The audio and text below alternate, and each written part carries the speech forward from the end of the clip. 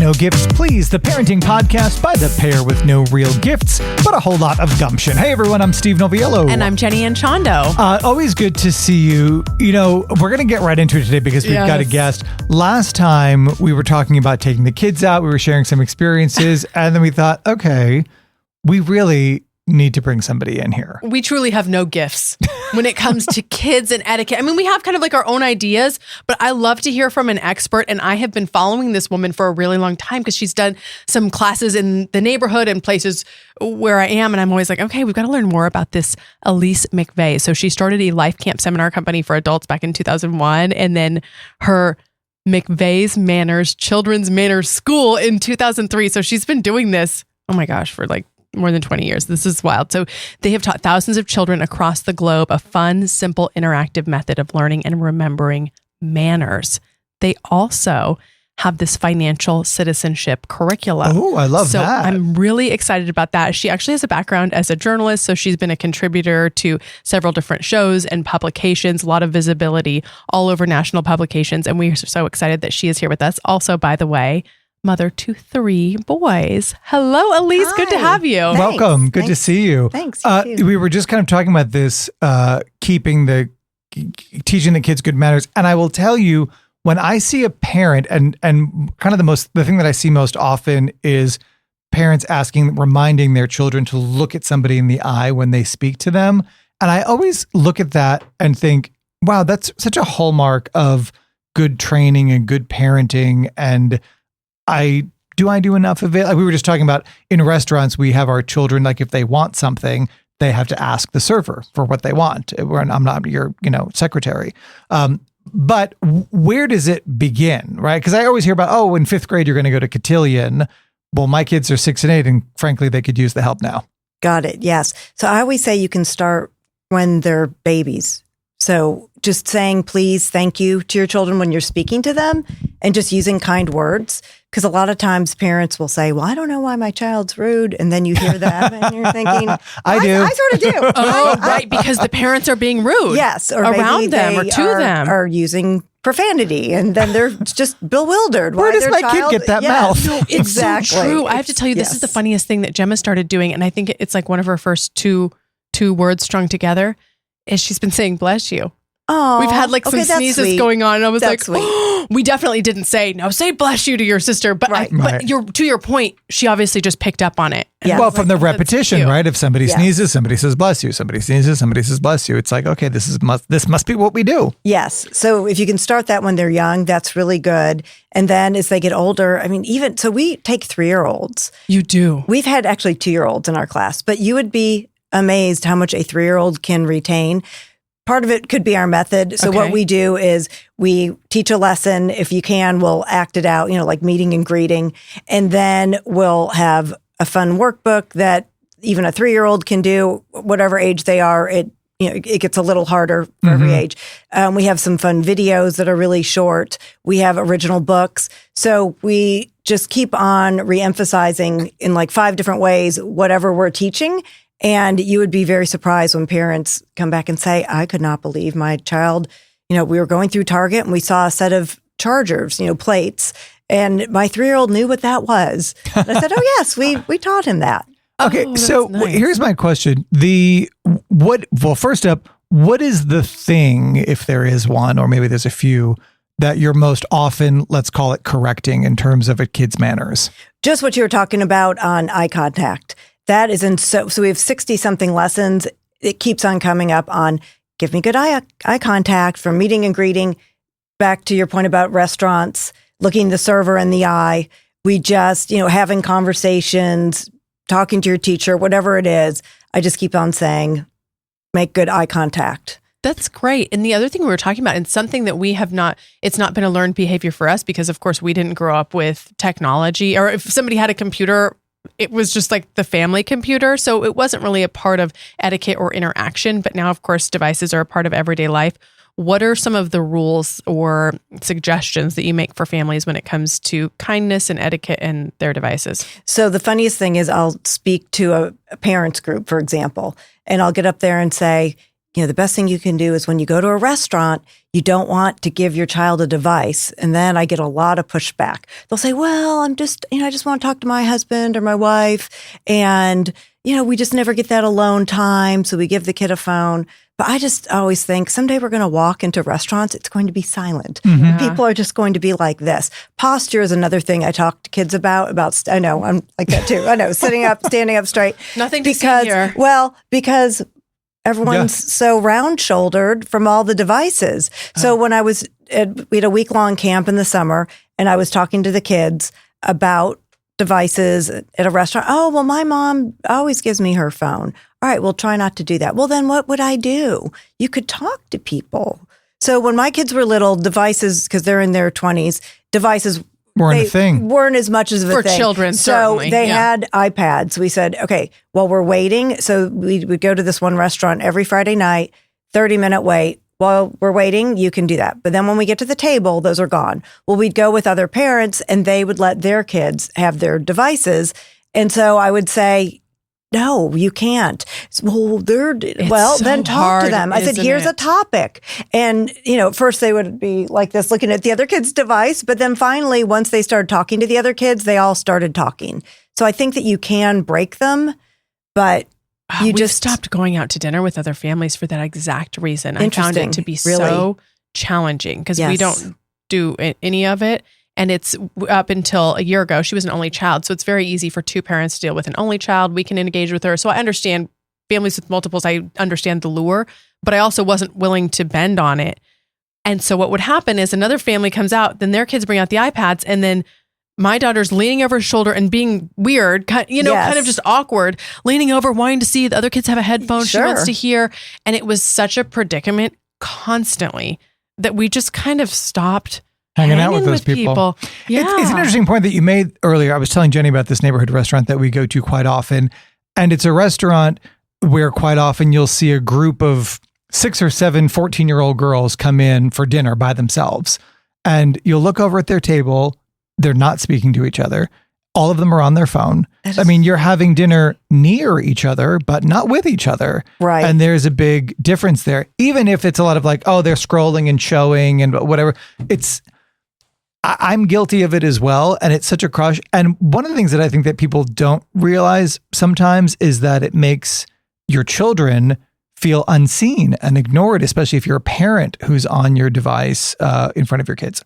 Agree. And once again, I didn't have that as much because my kids are older, but there were times when, let's say I had work to do on my computer and I would just say, okay, I'm going to be on my computer, and then you just have to put it away and you're just done. You just need to give your child their full attention. And maybe as a parent, you say, okay, from the time I pick up my child till after dinner and they're doing homework or going to bed, that's a no technology zone, even for me. And then you can go back to it. A lot of times my husband would just then leave after they went to bed and go back to the office. Right. Okay. So I'm sorry to interrupt you. So I want to give you a couple of specific scenarios, AKA things that we're experiencing. And so you can tell us how to solve. One big problem that we have. So we have 2 boys, 6 and 8, great kids. We sit down at dinner and all of a sudden their pants are on fire. They cannot sit in their seat. I'm like, guys, sit down. You've got to sit. We don't do toys at the table. There's no electronics at the table. It is family time. We share about it. But they have such trouble staying seated to the point where I'm thinking about getting some sort of seat belt or other device to strap them down during the meal until they can be trusted to sit there. Right. So what do I do? That's not uncommon. So what I always tell parents is to get some kind of timer and say, okay, I see that you've been having a hard time with this. You have to make it to start with 10 minutes. I'm just asking for 10 minutes, and then maybe there's a small reward. Then the next time it goes to 15 and just keep on upping it. Okay. So that usually works. But the funny thing is with my kids, they would say, we don't want to sit at the dining room table. We just want to sit at the breakfast bar and eat dinner. And we drag them in there. And then once they started talking, we're just like, okay, don't you have homework? Don't you need to go do something? So if you can just get them over this hump and get them used to sitting there. Also, get rid of all the excuses. I always tell kids, first thing you should do before you sit at the table is go wash your hands and use the restroom. Yes. Smart. Anything like that, just get that done so there's not an excuse of, oh, you have to use the restroom. We have No, two you children who don't. absolutely are biologically programmed to urinate during dinner. Right. They're constantly getting up. So that's just their excuse. So you can just say, you're going to use the restroom, and then that's it. You can you can go 30 minutes without having to use the restroom while we eat dinner. And then from the other standpoint of, I think that the other thing that we get afraid of is if I force you to sit here and talk to me, does that then become an unpleasant experience? And in the long run, you're not going to want to sit and talk to me. Like, is there a fine line there between coaching and enriching and kind of being annoying or nagging? No, I don't think so, especially at this age. And I'm sure that there are things that they would like to talk about. And so, no, I don't think that you're forcing them to do anything. Now, if they're teenagers, I can just, oh, dad, that Right. kind of thing. But no, at this age, they should still be fine and enthused to talk about. You're right. I mean, if I turned to my son and was like, well, let's tell me everything you know about Minecraft. Yeah. I mean, there you he go. would sit there for an hour in his Yes. seat and talk to me. Yes. So you just have to find something that they're excited about. Mm-hmm. So what are some of the main manners you're teaching to that elementary school aged? And then I want to go through middle school and high school too. Well, a lot of it also is obviously has to do with dining. But about 15 years ago, I started getting phone calls from parents saying, my child cannot communicate with adults. And of course, that going back to the devices, social media, they just are, they're just looking down all the time. And now, sure enough, we have young adults. I mean, I get calls from people for college students in the workplace. They just cannot communicate. I almost wonder if this is going to be that thing, before it's like, okay, if you're Mensa, you're an outlier, or if you're highly intelligent, you're an outlier. Almost like if this generation of kids, if you can hold a conversation, if you can be excited about speaking to people and know sort of how to call somebody on the phone, if that's going to be Make that you soft exceptional. skill that makes you Yes. exceptional. Yeah. It's sad. I think it is. It's sad but true. And I always say you can be the smartest person in the room, but if you can't converse with people, you're not going to get into the school you want, the sorority, the fraternity, the job that you want. Who's excited about hiring someone who really can't communicate, can't use good eye contact, and just says yes, no? What about middle school? What are you, when you're having classes or when you're working one-on-one with somebody, what are some of the main points that you hit? I try to avoid working with middle schoolers, to tell you the truth. But I finally started. After my kids hit that age, I'm like, okay, I'll just do it. Like people made this. Yeah, I was like, 5th and under, and then college students and nowhere in between. But yes, I did start. Same kind of things so what we do is anything that we teach, then we just sort of up it more and more and just introduce more things. So for example, I have a simple place setting on a placemat. It's like a laminated, 11 by 17 that it's sort of a cheat sheet of how to set the table. But then you flip it over and then maybe we have a bread plate and we have several glasses and maybe, a soup spoon and extra things. So we just keep on elevating what we're doing. And you were telling me that the biggest age that is really excited about coming back to you, it's the littles. But then once people are about to go to college and the rubber hits the road and they're thinking, wow, I might get invited to an important dinner. Yes. That's when they sort of re-engage with you and actually want to learn it. Or their parents re-engage with you. Yes, or they need a job. So when they're graduating, they're panicking or they want to impress their significant other's parents. You're getting invited to the boyfriend or girlfriend's house for the first time and you don't know how to use table manner. You just don't know what to do. You don't know how to converse. You don't know how to shake hands. And so they really want that information. What are you teaching them about shaking hands? So the 3 things that we always say is good eye contact, clear and loud enough voice using your first and last name, and then a firm handshake. And I'm not trying to pick on men, but for some reason, I don't know, maybe even I'd say older men like my age, they seem to not just do that, but then they'll squeeze your hand if you're a female. And I'm like, what are you doing? What is this? It's asserting dominance. I love that I guess first so. and last I don't know. That It's so feels funny that you Southern say to that. me. It's very Southern. I love it. When I meet we're my kids are at an age where I'm meeting parents at school, generally a lot of them for the first time. There's my crew, but there's a lot of people who I meet for the first time a lot. And the men in particular always introduce themselves by their first and last name, which I thought was a Southern thing. Every time I hear it, so I've lived here for about 11 years. And when people first did that to me, I thought, oh, I think maybe should I know who they are? Are they saying their last name because they are famous? Well, in Dallas, that's in Dallas, probably true. Everybody thinks they're famous. Exactly. Everybody thinks they're famous. But I enjoy it so much, and I need to do that myself. And I think it's lovely. So I like that you teach that. Right. Well, the other thing is we talk about titles. I'll say to kids, because it's interesting. I know so for example, my sister lives in South Lake, and her kids would always call the neighbors like Miss Margie, Mr. Dean. And in where I live, I'm like, oh no, it's Mr. and Mrs. and their last name. And I maybe had one friend who told the kids, I want you to call me Tina or Miss Tina. And so they told me this. I said, well, you go back and tell her that, no, I'm not allowed to. It's just. But isn't it polite to call somebody by what they're asking to be called? Yes, in a way. But I think as for a young child, I think it's disrespectful. Well, and probably good manners for Miss Tina to acquiesce and say, I'm going to defer to the preferred lesson of the parent here. Yes. Right. It's interesting that you brought that up. I was just about to ask you that. So we deal with that a lot where we're kind of at that age now where my children's friends are addressing me directly, and you can tell they're kind of like, Jacob's dad, or, and Jacob has two dads. So like there's that.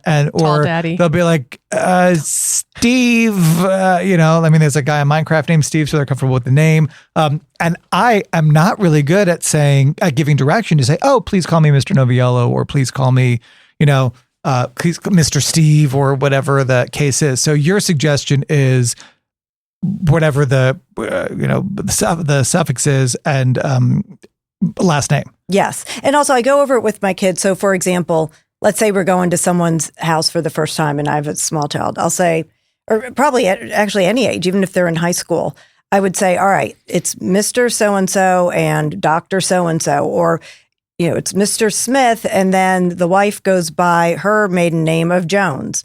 And so it's Mr. Smith and Ms. Jones. Whatever it is. And then we would practice before we would enter the house, okay, show me your good handshake. And how are you going to say, okay, hi, Mr. Jones, nice to meet you. Okay, good. That's good eye contact.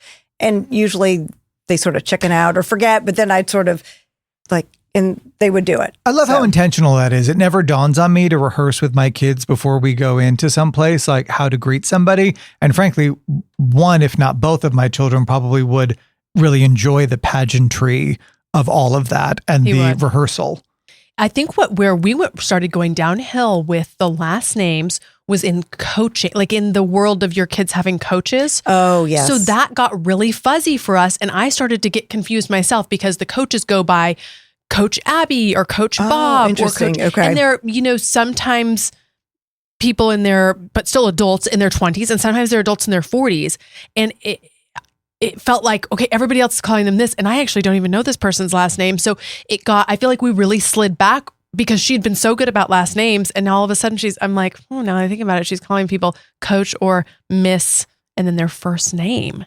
Right. And once again, I think it also depends on the neighborhood. So where I live, so my sons, as I said, they're young adults. One has been with his high school girlfriend, like 10 years they've been together.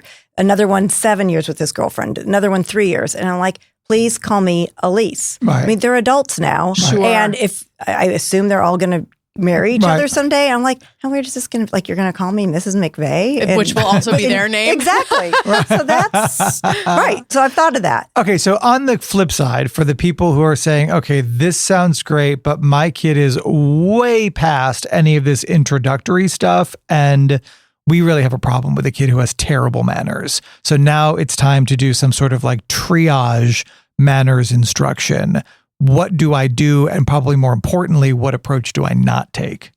So I would say hearing it from a third party is best. So the best thing that ever happens is day 2 of my week-long manners camp, the parent will come to the door and say, my child came home and told me what you taught, and they acted like they have never heard this information before. So, I've been telling them this their whole life. And I'm like, okay, well, I need to send my kids probably off somewhere too, because they're not listening to me. You just, even... That's great to hear, though. Right. And even teachers will say, oh, I'm glad you're coming in, because we'll go into schools and teach after school glad you're coming in because they're with the teacher all day. So someone, once again, that third party coming in and telling them something that they see as an expert. Oh, okay. Well, then I'll do what they say. So I would say if someone is in that position, oh gosh, there's no hope for my child. There is hope. You just need to find the right person. It's funny that you say that. I remember as a child, my parents would read like the comments on my report card, and they would say, is this about you? Right, exactly. Who are you for 8 hours during the day? Exactly. Like, who is this well-mannered, polite child who, does X, Y, and Z?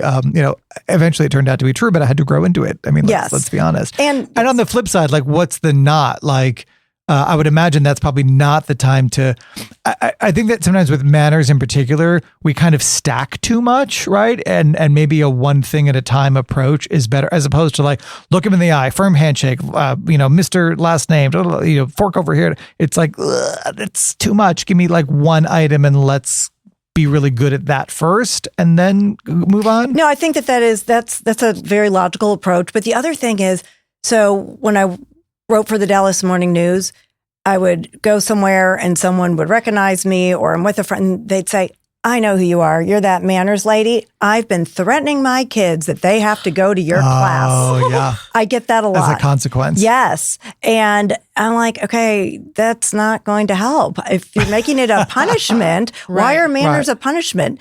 Manners, it's a good thing. It means I tell the kids you're going to get invited to play dates. If you're rude at someone's house, they're never asking you over. Right.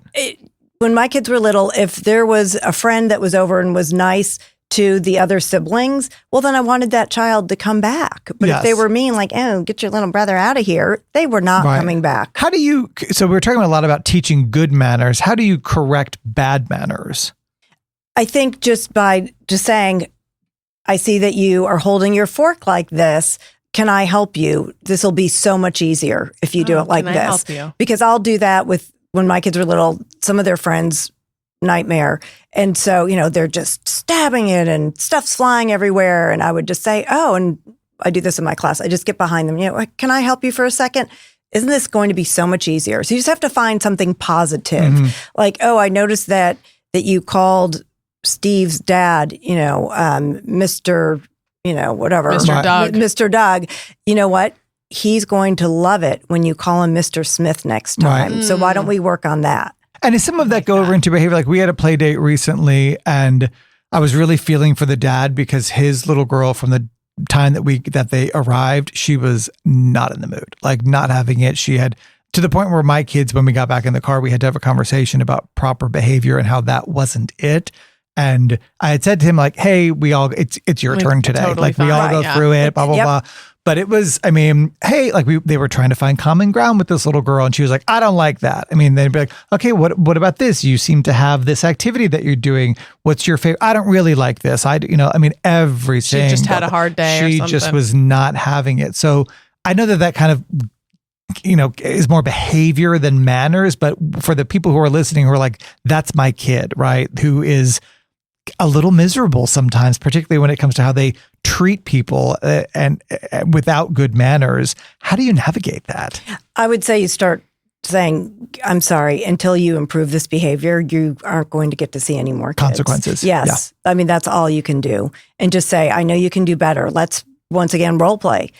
Next time you're over at Susie's house and you don't want to play what she's playing, what could you say? Mm-hmm. Well, then I don't want to play it. No. Okay. How about instead, oh, Susie, all right. Yes. If you want to play that, let's play that. And then after that, can we play this? Just give suggestions. Like anytime my middle child would come home and give me some long scenario of how he's wrong, middle child, how he's wronged or this, that, someone said this and this. And so I would turn around and say, okay, well, if that was you, what do you think the kid should have said? And then he'd say, well, I would have said this and this. Okay, well, that's great.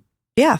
Right. I'm glad to hear that. Well, and I think that parents also in the moment sometimes are so embarrassed that they don't make a big deal out of their kids' bad behavior because they feel like it'll attract more negative attention to it. And not that they excuse it somehow, but they don't in the moment say, hey, and like reprimand their kids in front of other parents. Do you find that? That's so true. And I remember initially as a younger parent, I was like, wow, this is wild. Nobody's doing anything about this behavior. And then as life went on, I realized, they're probably feeling mortified. And I'm sure as soon as they get in the car or go home, they're talking about it. But because it's incredibly awkward to pull a child out of a scenario and that's sort of what we try to do in the moment. And I know how awkward that feels. Like, I know I'm probably red-faced when I do it. Like, okay, but we've got to talk about this right now because this is escalating and we may have to leave. But it's just tough. It's awkward, but you can draw a strong boundary is what you're saying. And just, we're not going to do these play dates until we can work on that behavior. And then you're helping him or her to come up with ideas about how they could behave differently the next time. And I think when we think about etiquette, specifically the word etiquette, I think people think of it as a fancy, highbrow, that sort of thing. And really, it's about or correct me if I'm wrong, it feels like it's about kindness and making people feel comfortable and ingratiating yourself to a group. Yes, exactly. And there's nothing, I think, so okay, let's say that you're in the store and your child's having a meltdown.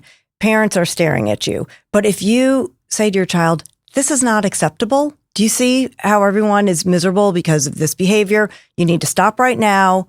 And then if they don't, then you hightail it out of there. I think parents or people in general really respect other parents who do that. Yeah. They're very forgiving. It's when you're just letting the behavior go on. So I don't think there's anything with stopping your child. I don't care if they're 16. If they're mouthy to you, I would say, and all the friends are in the car, I'd say, excuse me, you do not speak to me that way. Correct. And I have no problem correcting other people's kids. I mean, I feel like it takes a village. If the parent gets mad, fine. But I've never had that happen. I'll have kids in my class with the parents pick them up and I'll hear them mouth off to their parent. And I'll say, oh no, we do not speak to your mother that way. That's very disrespectful. Usually the mom's like, thank you so much. Okay, I have a very specific etiquette question because it came up on another show that I do. Your child is out to dinner with another family and they have leftover food. Is it poor manners to say, I would like that to go? So no, not if it's their food. No, not at all. No, I get to go all the time. Nobody's going to eat off of it. What could you imagine? I'd like Jenny's leftovers to go. That probably would be. Well, we had a big debate about this. There was there was a guy who had taken his son out to dinner, and the father, it was one of these like Reddit things, and the father was like, "It's poor. I was mortified that my son, whom I bought dinner for, was asking to take food home after the meal." And I was like, I would be mortified if I wasted the money and he didn't take it home. Agreed. And then it got into a conversation. Okay, like in what scenarios don't you do that? If I'm in a business interview for a job having lunch, I'm not taking the rest of my steak home, right? Right. But if I'm out, even if I'm out with Jenny and Heath and they're buying me dinner, I'm bringing home the leftovers. It shows that you value the time and the money and the intent, and you're not going to stuff yourself just for the heck of it. Right. I mean, I'm not going to order a salmon, an extra one to go. That's true. Yeah, maybe don't order extra food to go. Like, I'd like a doggy bag and then something for my spouse. The intention of over ordering. I want to know how can we, because I definitely want to sign up for one of the classes or organize a group or coordinate a group. How does all of that work if people are interested? So they can contact us. So they can go on our website, mrsmcveigh.com. And on there's emails. It's just 1,000 different ways to contact us. Yeah. And if you want to put together your own group, you can. Is there Instagram? I was going to say, do you do like Cub Scout situation? I'm a den leader. I feel like that would be a really good. Yes, we do Girl Scouts, Boy Scouts, Interesting. Scouts, brownies, like PTA meetings. Are you on Instagram as well? I was going to sign up as fellow parents. Can I choose the parents who have to go? Yeah. Well, let me tell you how many times I want to hand out business cards at restaurants. Like, oh my gosh, here, I'm seeing your kid cut food. It's not working. I love it. Okay, final question. As a child, did you have good manners? Yes. So I wrote a book a few years ago, and the publisher was like, "Oh, say this and this," and how did you get interested in manners? I remember my favorite books were The Polite Elephant and Raggedy Ann and Andy, like, please, thank you, I love you, or something. And I still have those books. And yes, I just was sort of born this way. I don't know That's why. adorable. I love that. That's super cute. Thank you, looking you directly in the eye for coming and spending so much time with us. Mrs. McVeigh, nice to see you. And I hope the boys propose. So there are more Mrs. McVeighs in the future. I know, and then they can take over the business someday. There you go. Wouldn't that be nice? Exactly. Keep it going. Thank you so much, Elise. We appreciate it. I love it. Okay, I feel like for Cub Scouts, that would be a good a good entree into this. I definitely, Brighton's Girl Scout troop could use this. Yeah. Right? Yeah. I've got a few kids who I might want to mandate. I'm just, what's so interesting how I love how bold she was in saying, like, she's not afraid to say it to other people's children. Yes. Because sometimes in a which is controversial, it's very controversial. And I'm like, oh, what do I do here? Because this is not. Well, and listen, I think that there's also if Brighton was alone with us and was misbehaving, I would certainly address it. Tell me, right? Too. Well, and I would tell you, but I would be like, hey, Bright, like in a very pragmatic way. My kids are like, like there's a different tone. Sure. He's like, I won't spank. I'd be nicer to your kid than to mine. Oh, that was fun. I love this conversation. I'm excited to kind of go through the series and everything like that and let the kids learn how to set a table and all of those different things that she teaches. All right, perfect. Does Brighton set the table? That's what one of our boys' chores. They set the table. Yes. And by the way, we use chargers, so they know what they are. Oh, well, I need to, Brighton needs to up her ante. She'll usually go and get out like fun napkins, just Halloween napkins that she finds randomly, or she'll kind of do it up cute, but we're not doing extra plates. No, Hudson enjoys a good napkin as well. All right. We enjoy you when you listen. Remember, a new podcast episode every Tuesday morning at 7:00 on your favorite podcast platform. Do go ahead and click like and subscribe. And if you do nothing else today, go find yourself a friend you don't need to clean the house for. It's not bad manners to have you over while the house is messy. That's right. See you next time.